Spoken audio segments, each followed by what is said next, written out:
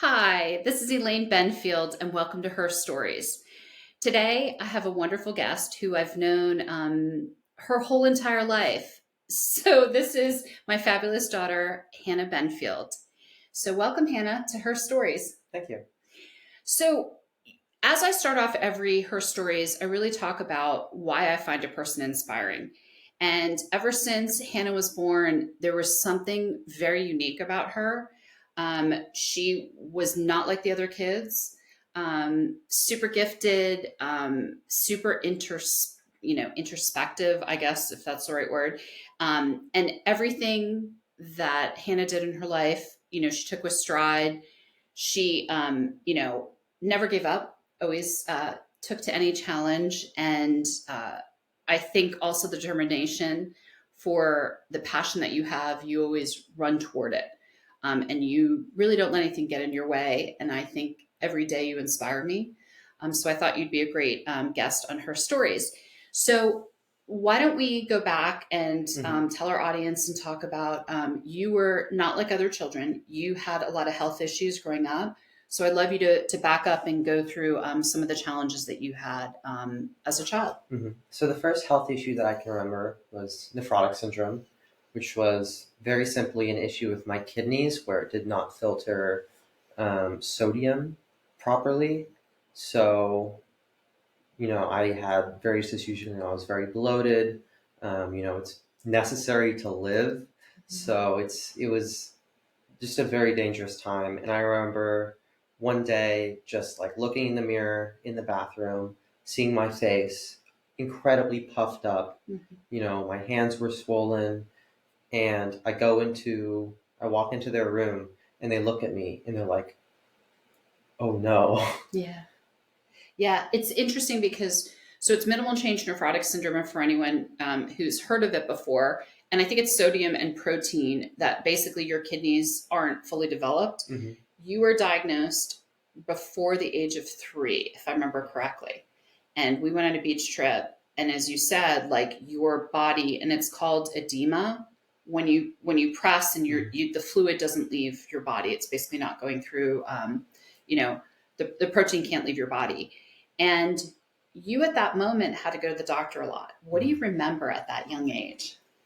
Very young, not very much. I remember going to the Emory Hospital a lot. There's a one doctor there who specialized with kidneys, and I just remember going there a lot, going there getting my blood drawn a A lot. lot, like 100, 200 times For for years. years. Yeah. Um, but I kind of just was like, this is how it is, Yeah. and I have to do it. So it's interesting. We went to one doctor who basically gave you too much prednisone, and you were a size 10 clothing at the age of 3. hmm And one of my best friends sent her clothing from her child, and you look different. You didn't fit into, I just remember that being like, oh my God, this child who's so young. But then we found this great Dr. Greenbaum, and you ended up going on a test. hmm Do you want to talk about that with Cellcept? Because that's really an interesting, I don't really remember much about that, just that it tasted really bad. yeah. Um, but We'd had to like, sneak it with different foods and stuff. yeah, um, I don't really remember much about that period in general. Just going to the doctor. I remember he was very He used to yeah. juggle. He used to juggle. That's what I was thinking about.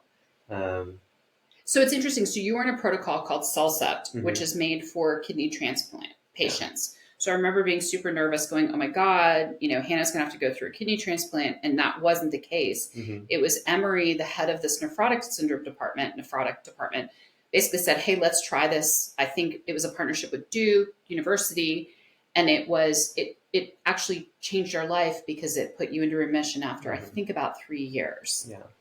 So do you remember a time where like, you had the medicine and then you didn't have to take it? Like, cause it was, you would, and By then, the time I was like 8 or 9, yeah, right? yeah, I remember just going like one day and then it was over. I yeah. got my blood checked every few months, but That was And your it. urine. Remember, Yeah. we did do urine strips as well. Hmm. So, Oh, so many, so many so many strips. strips of those. If you've ever had to test your protein in your urine, there's little strips that you need to use. And then I remember us going back. You used to donate every birthday to Emory Hospital, and we used to raise, like, get presents from your classmates Hmm. to give back to the Emory Hospital. I remember that being like a really, and then we went back when you were like years later and kept donating because it meant so much to us for Hmm. that. So you ended up going in remission, thankfully, completely, healed from that. Hmm. And then another whammy came, which was you were diagnosed with Rolandic epileptic Yeah. seizures. So talk about that for a little bit. So there were a few times when I was younger where I remember not waking up in the middle of the night, but like being conscious, and I couldn't move, but I was moving. And I usually was just like, that was kind of weird. Mm-hmm. I didn't know what it was, and I just go back to sleep. But there was one night, I think it was the third or fourth time it happened, and I woke up, and it was pretty long that time. And I remember not being able to move the entire right side of my body. And dad came in at some point, and I couldn't move, and you guys thought I had a stroke. Yeah. Yeah. And I was Like you were rushed. drooping on one side Yeah. and your face was like, and it was like shocking. It was just, yeah. Hmm. Yeah. And rushed to the hospital, Mm-hmm. and we started, like, went to a neurologist, did a bunch of tests and stuff, and just it was something that we had to just constantly monitor.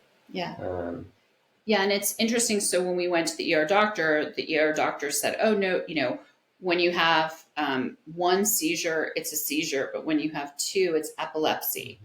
And you had the one, and we thought, "Oh, it's just this freak."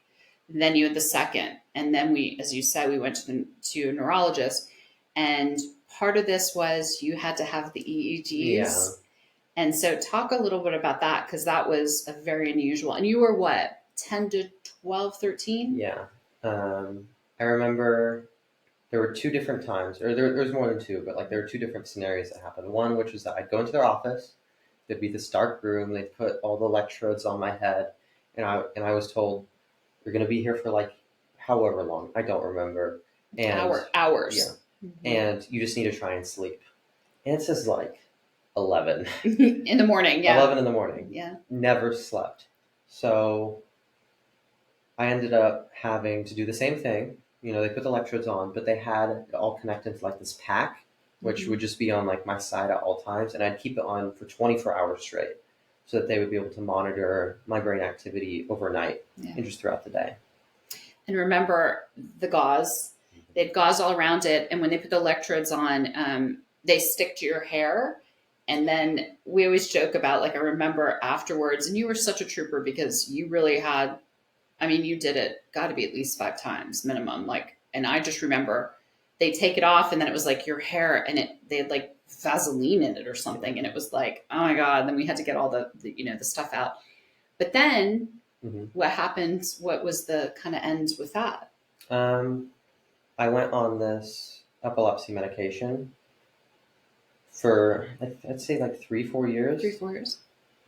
Just never had a seizure. Yeah. And at some point, we were like, all right, well, it's Rolandic. It's nocturnal Rolandic epilepsy. We were told that usually once kids go through puberty, it ends. Yeah. And that's just what And happened. it just what happened. Never haven't had any issues since. Yeah, it's just incredible that was the second thing that because epilepsy people can have for the rest of their life, and this just happened to be the brain isn't formed. You go through puberty and it goes away. So then, you know, throughout all this, I mentioned earlier, you have a super high IQ. You've never quite connected with kids. I think Hmm. you always had like one or two really close friends. I tend to be really outgoing and like kind of polar opposite of that. But you started having a lot of impulse control Hmm. problems, and you went through a stage where you went to a bunch of different schools. Hmm. Talk a little bit about the impulse control problems as well. So I can go more in depth to that later Okay. because it ties into a future topic. Yeah. Um, but Do you remember not fitting in? Like, do you Yes. remember, Yes. like, what was that? Like, I what do you always remember? remember being isolated in class. You know, I always preferred being like, I didn't know how to talk to the other kids. So I was just like, I'm going to sit in this chair, do my work, and just Mhm. entertain myself.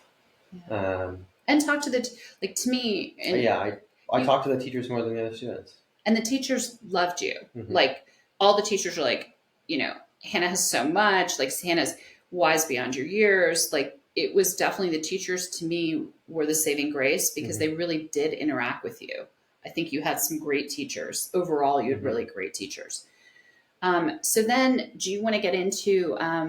So we went to a doctor's appointment um, a year ago, last February, and we had a conversation. And do you want to talk Hmm. about that? So a year ago, last February, we went to, it was like a rheumatologist appointment, and on the way home, I was like, Mom, I need to tell you something.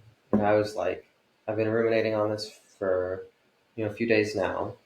I think I'm trans, and it was really, really hard for me to have that conversation Mm-hmm. because part of it was that it was only a few days, Mm-hmm. but at the And same how time, did you come to that? Like, what yeah. was? So when and I've learned this throughout all the different like discoveries about myself. Every single time that I learn something new about myself, like of this magnitude, um, I ruminate on it 24/7. It's not a choice. It's just Mm, my mind obsesses over it. yeah. And for me, the moment that I was like, I am trans was the day before that. It was senior picture day. I remember we went shopping for a suit the months before, and I hated the entire experience. I've always hated that stuff, but having to try on the suit and being like looking in the mirror as they're like fitting it and everything, Mm-hmm. and like writing down like the adjustments and such. I just And you looked uncomfortable, but I didn't yeah. know at that moment. I Hmm. like was like, oh, you just don't like to dress up, and like Yeah. I didn't quite piece it together. But then, But then it was senior picture day, and this was a few days after I like started questioning it. And people would walk up to me and be like, "Wow, you look great. You look so handsome." And I was like, "No, no guy would hate to be dressed up in a suit, look nice, mm-hmm. and hate being called handsome." And it was for me. It was I would look at the girls in my senior class, and I would just be like, "I wish I was in their shoes. I wish I could wear what they were wearing." I wish I could be referred to how they were referred to. Mm-hmm. And I was just like, I need to go home. So you ended Yeah. up texting me saying, I'm done. I have my pictures and I want to come home. And of course, we talk very often, and you talk, and I was like, absolutely.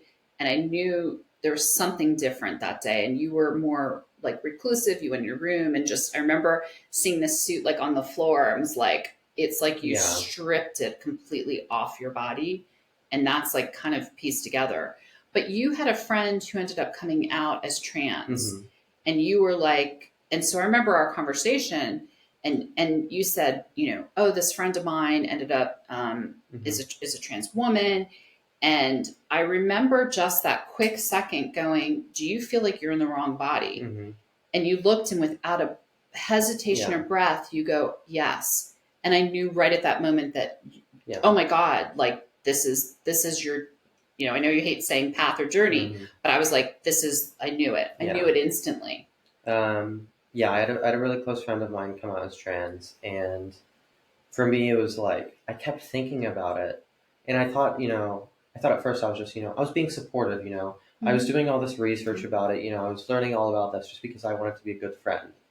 No, it was because my brain knew that something was Mm-hmm. wrong Yeah. and critically wrong. And that week was, very tough, but it Mm-hmm. was also probably the transformational week, pun intended, Intended. of my Yeah. life. Definitely been Um, intended.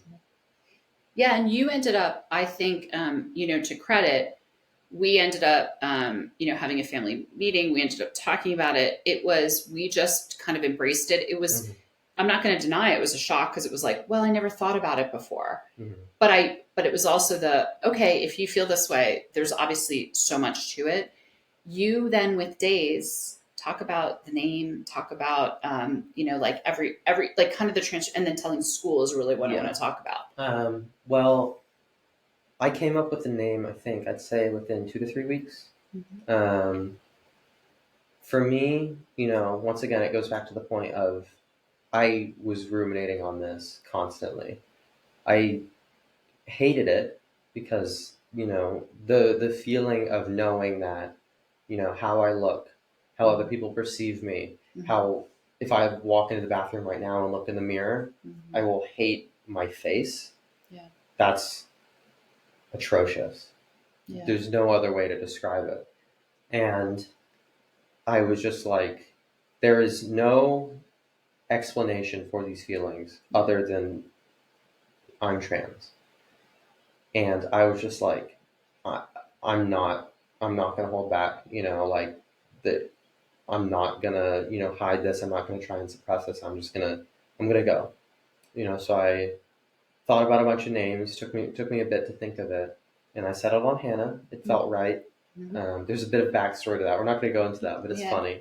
And it's just like I knew that I wanted, hormones. I wanted to have the body of a woman Mm-hmm. because I wanted to be a woman because And I you, am. and then you ended up talking to school. Hmm. Couldn't have been more supportive. They were great. And they within date, like, explain the story because obviously I Yeah. heard it. My school, I sat down with the head of the high school and the college counselor, and I was like, here it is. I'm Mm-hmm. trans, and they're like, when do you want us to tell the faculty? Mm-hmm. When do you want us to update your name, Mm-hmm. like pronouns on the Portal on the portal? school. Mm-hmm. Thank you. Yeah. And like, when do you want to tell the other students, and do you want us to help with that? And I was like, I just need some time. Mm-hmm. I need to settle this in my mind emotionally. Yeah. Like, I know this is what I'm going to do, but I need to be ready for that. And, there was just like, I was like, all right, you can tell the teachers now. So like, Yeah. one like staff meeting they brought it up. And it was rather quick.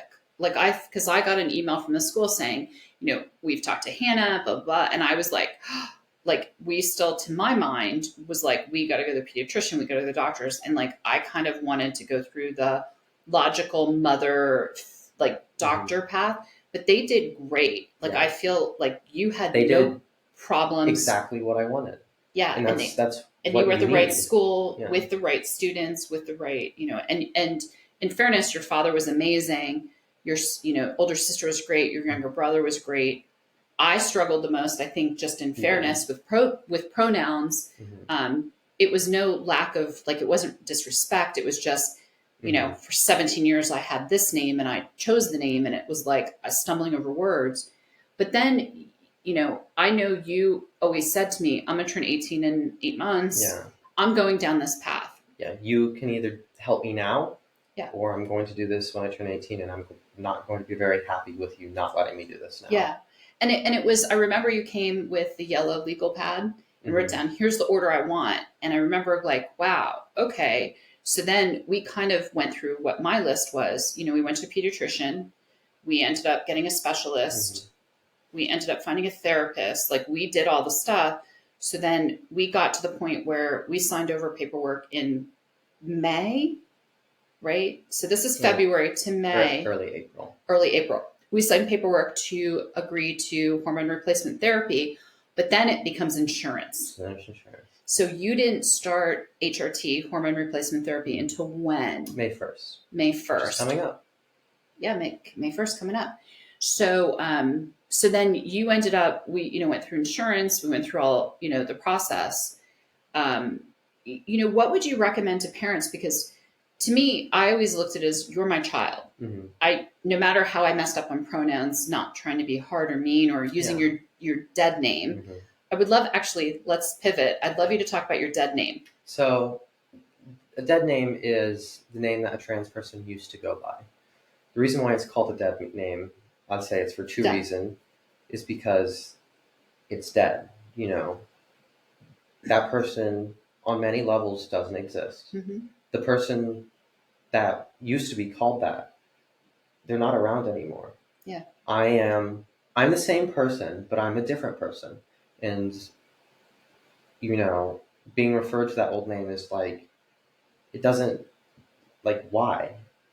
Like, I'm just not the same person. Yeah. And it's also like, it's also very destructive Mm-hmm. when I hear Because when it. you hear it, It takes me out of it. It's like, they see me as that name. I'm Yeah. not that person. Yeah. It's like, imagine like walking into a room and everyone starts calling you this name that you're like, that's not me. Yeah. But it's not just some awkward thing. That's your life. Yeah. And the way that I think you did a great job describing, because I think this is hard for some families going through this, Mm-hmm. and just even friends around us and family. You did a great job saying to me, my past name is Hannah. Mm-hmm. My current name today is Hannah. My Mm-hmm. future name is Hannah. And I was like, that was so clear, black and white. Yeah. Because you're like, no matter what, we reflect on photos, we talk about the past, it's Hannah. Yeah. You've always been Hannah. Mm-hmm. We just didn't we know. didn't know it yet. And that to me, I think, was Mm-hmm. probably one of the most profound, statements, because I was like, oh, I get it. Light bulb, I really get it. Mm-hmm. I do think, we talked about, you chose the name Hannah. Mm-hmm. One of the conversations we've had was, I chose your dead name. That meant a lot to me. And you chose Hannah. And Mm-hmm. I was like, oh, I want to be part of it. And then we went to your middle name. So I'd like to go through. So there's a lot of people who involve their parents in it. Mm-hmm. There's a lot of people who take suggestions. They're like, what would you have named me if I was born? The opposite. Mm-hmm. And for me, it was like, I believe you were going to choose Samantha. Is that right? I was. And it's just like, but you don't. Now I look and go, no. Exactly. Yeah. And it's like, at some level, the reason why parents choose their child's name is because the child can't choose for them. Yeah. If a child could choose when they were born, we would let I'd be them. Samantha. I wouldn't be Lane. Yeah. No, we would let them. So when someone chooses a new name, mm-hmm. it should be up to them. They can consult other people, but I chose Hannah because it felt right to me. Yeah. And it's now, I can't even imagine. Mm-hmm. But so then the funny story, I was like, okay, what about the middle name? I'm like, no middle name. And I was like, what? I can't help with the middle name. And you're like, I don't have a middle name. So, but that's, part of it. So talk to, how far are you in the journey? Talk to us about like how it's been for you, Mm-hmm. Anything you want to share, with this kind of aspect of your life. So just a brief timeline. Realized I was trans in early February. Started February a year ago. Which would be 2022. Yep. And I can't state that February to May period, May 1st was when I started HRT, worst months of my life by far. Yeah. Like nothing compares to that. Like, in what way? It goes back to the ruminating thing where my brain kind of forced me to think about this 24/7. I was doing work in school. I'm not focusing on the work. I'm thinking about this. I'm trying to go to sleep. Nope. I'm thinking about this. Yeah. I'm having a nice dinner with my family. Nope. Yeah. I'm thinking about this. You were this. ruminating over it. And everything. I don't really have another way to describe it other than like torturous. Yeah. Why? Because you knew that, having the medicine would help evolve you to where mm-hmm. you are, and so your body would match your mind mm-hmm. and your like the physicality and everything. Yeah. So May 1st is when I started HRT, which I believe I elaborated on, which is hormone replacement therapy. Mm-hmm. It's actually relatively simple. Mm-hmm. I take 2 pills a day, and that's like kind of it. Mm-hmm. There's like another one added on. And do you have any like testosterone blockers? Yeah. So I don't really want to get into like the details of it. No. There's a lot of options. I think over time, I think it would be interesting for us to go through that. Of course. But to me, for right now, because I think people ask me and they're like, well, what does this mean? And I'm like, So, just Yeah. very simply, the two most important hormones in this, testosterone, estrogen. For me specifically, my experience, going male to female, the goal is to lower my testosterone to like the regular female levels and then raise my estrogen to regular female levels. Mhm. And biology is really cool. Yeah. And when you do that, basically you go through puberty again. Yeah. And it's just, it's almost like surprisingly simple Yeah. how if you just match the hormone levels, the body's like, all right, I can work with this. I'll Yeah. do it. Yeah. I do think I did want to bring up when you went to the doctor that's been helping us, Mm-hmm. luckily in Atlanta, there's some great resources. We ended up talking to the doctor and we said, our big fear was you're going to do this and then completely change your mind. And this to me, I want you to go through, but So I'd love to talk, more about there's a that. lot of worry about that. And I will Like, is it say, a phase? Parents always say it's a phase. And it's like, like, you know, it's it can be, mhm. like, undoubtedly, because there are millions of trans people in the world. People decide that they aren't. That happens. But the rate at which it happens is very low. Yeah. And of those that do, many of the reasons aren't because they aren't trans. It's because, their like family doesn't accept them, Yeah. their Community society doesn't doesn't accept accept them. them, their country and now their state doesn't accept them. For example, in Missouri now there was a very, very dangerous, which we'll talk about later, um, like new decision passed, Mm-hmm. and it's going to force tens, if not hundreds of thousands of trans people in the state. I don't know the population of the state, so I can't really Yeah. guess, to be forcibly detransitioned. And that's horrifying. It's horrifying when it's like we can talk about it, like every state, Mm-hmm. there's so much going on that I definitely have the fear factor. To me, I couldn't be more proud of you, but there's part of me that wants to protect you. I think right now, your rights, I get calls from friends that are like, oh my God, Georgia's law, did it just affect you? Now you're Mm-hmm. 18. So, Georgia's law, which means it prevents, I believe, all No. new Or under, prescriptions yeah, or under for seven. Yeah. new prescriptions of HRT or any gender affirming care for people under the age of 18. Mm-hmm. So it doesn't affect me now. However, it would have affected me a year ago. Mm-hmm. And for me, I find it appalling because from kind of just like ignore the science, like it's a freedom issue. If a child, if their parent, if their pediatrician, if a therapist and the doctor that is Yeah. specialized in treating this I'll all agree. agree, why should the government be like, no, no, no, we're bigoted. We Yeah. don't believe that you should do this. I think that is appalling. And then also, very simply, the science is very in on this. Yeah. Like every single major like credited medical establishments is like, yeah, gender affirming healthcare is good. Well, it's interesting. For anyone who doesn't know, when Georgia was about to pass the law, like about a month ago, I went to Capitol, ended up going there with signs and trying to help convince our state congressman not to go for this bill. And there's all these medical professionals around going, you're actually making it medically unsafe for these children. And just because you view it, and that's been my like, I'm the mother to make the choice to help you. Mm-hmm.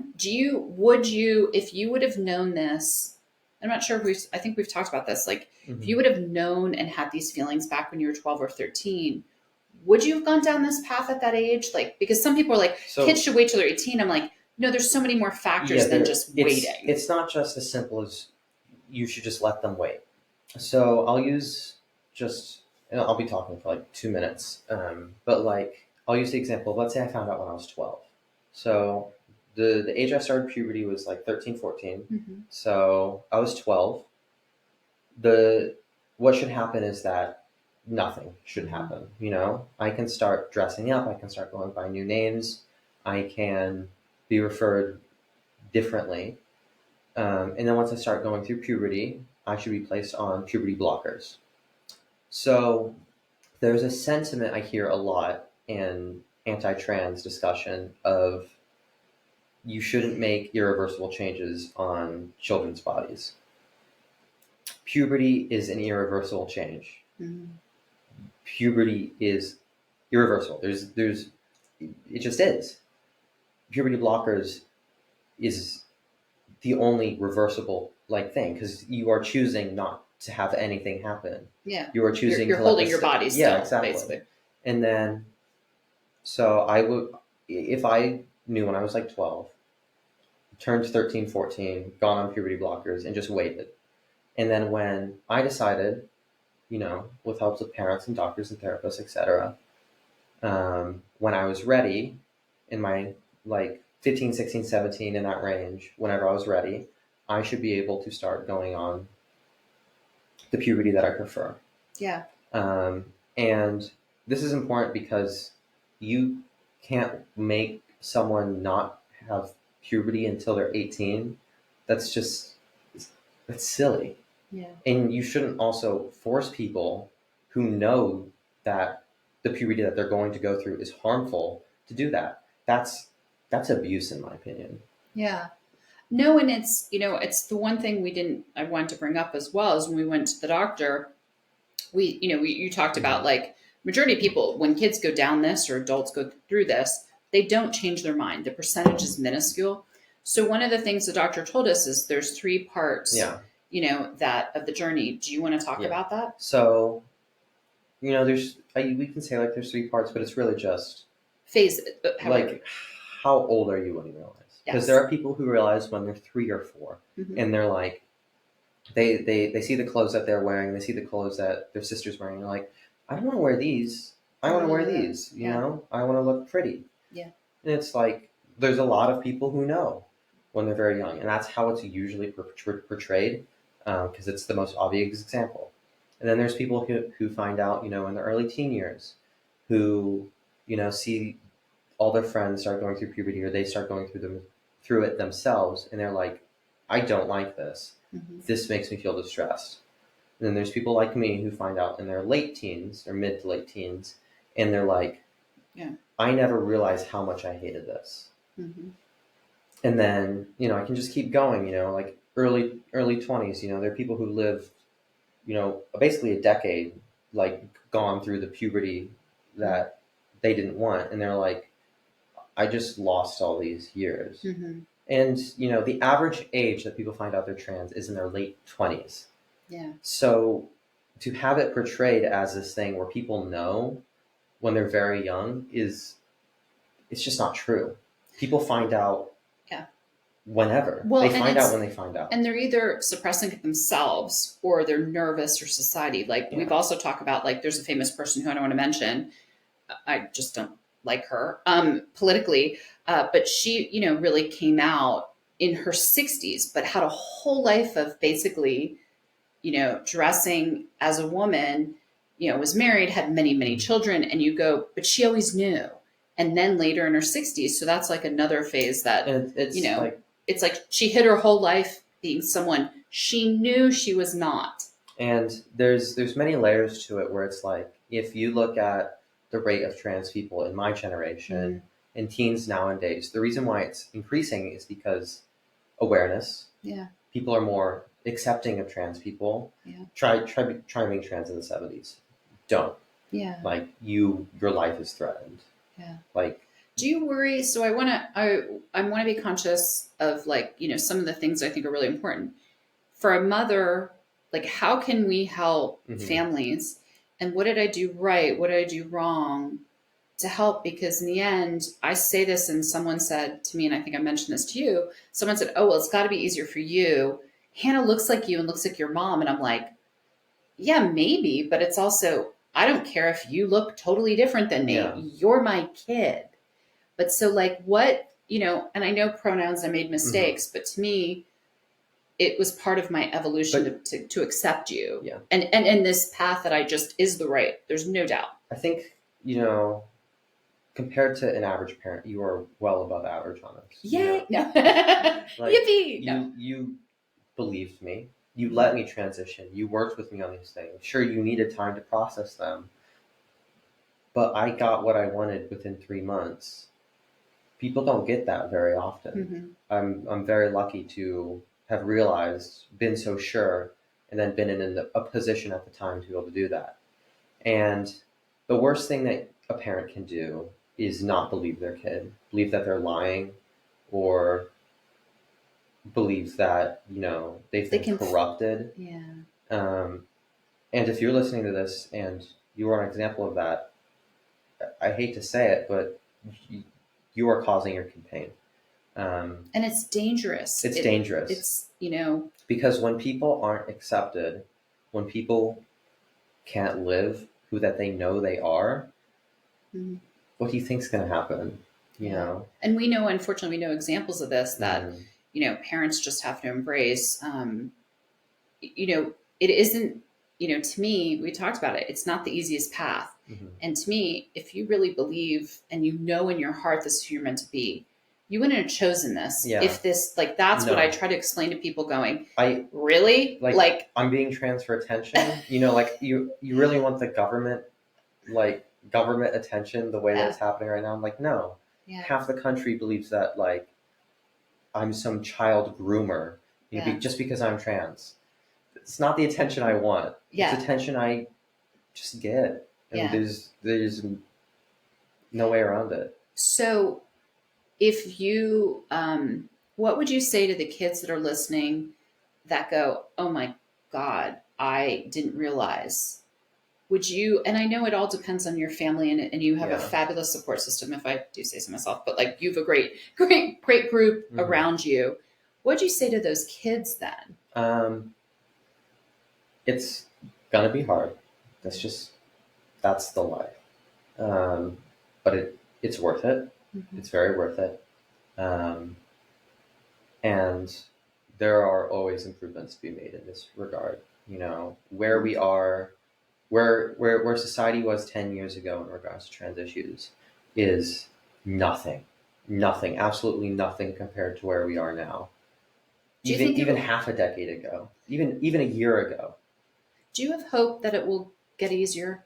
Yes, You do. I believe as The older certain class of I people go I away. mean, I hate to say it, but Oh, yeah. not the generation older than me needs to Um, go seriously. I mean, I really um, believe it. as the my generation gets older, Mm-hmm. you know, younger people just become more prominent in this view that LGBTQ people aren't horrible sinners Yeah, and deserve yeah, bad things. As that starts to fade, we're not going to live in a society where it's like accepted or even possible for what's happening now to occur in yeah. regards to trans issues in the United States. Um, And I think it's got, to me, it just has to be the norm that no matter who you love, no matter what you look like, no matter, any of that just shouldn't matter. And I hope society just reflects that because I do think that, I have faith that it will get better. So I want to, you know, as we talk about, you inspire me every day. mhm. You truly, this is not the easiest path, but it's the right path. I'm sorry, I never know another word for path, but you inspire me with your courage. You're being educated to go down this. Mhm. I think you have a fabulous voice that I'm excited to see where this leads. I hope we do this again to help other children Mhm. and parents really, you know, you're not dangerous. I'm not a crazy Yeah, mom. Love my child yeah. and love my daughter more than You're anything. doing the morally correct thing Morally correct by thing. listening to me. Yeah. Being a That's good it. mom or Yeah. AKA try to be a good mom. I want to leave with one question. So what empowers you? Um, I really do have to say that, being in this position, kind of being able to take a step back and being like, wow, like the way that like trans people are viewed, the way that, it's kind of going down right now in society with Republicans really pushing for this very, very dangerous anti-trans legislation that's going to cause people to die, Yeah. um, Many, many people to die. many This people. is Unnecessary. so unnecessary, and I don't use this word lightly, but it's genocidal. Yeah. By doing all these things, thousands of people will die.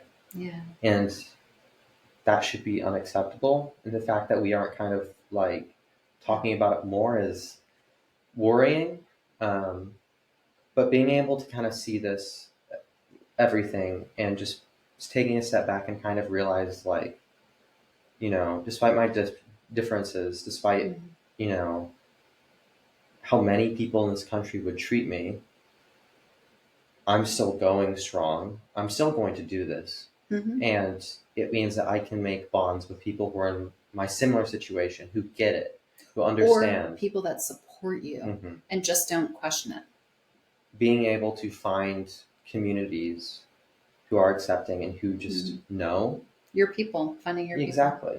Um, it really allows me to find just greater happiness in life.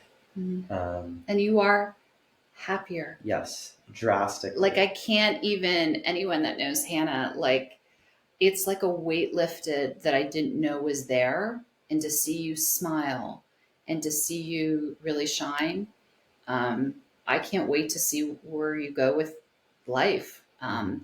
You are a true inspiration, and I couldn't be more proud to have you as my daughter. And on that note, before I get all weepy as a mother, thank you, Hannah, for being here with Mhm. me. And we're going to close this Her Stories. There's one thing Oh, I'd like to sure. say. Sorry. One No, you're last fine. question. Sure. If anyone has any questions or is just curious, wants to learn more, wants advice Mm-hmm. about what to do if you're in a situation like yours or mine, Mm-hmm. feel free to reach out. I'm Yes, very willing to please. talk about this. I would like to say that, or I'd like to believe that I am knowledgeable about these things, and I'm obviously willing to help. That is so true. We both are here from a parent's point of view, from a child's point of view, young adult point of view. We're here. Please reach out to us, and we're happy to answer questions and help through this, time and journey. And I hate to say it, path. I'll find other words. Thank you for adding that. I very, very true. Thank you for listening. We look forward to another episode of Her Stories, and I'm sure I'll have Hannah back as a guest another time. Mhm. Thank you. Bye.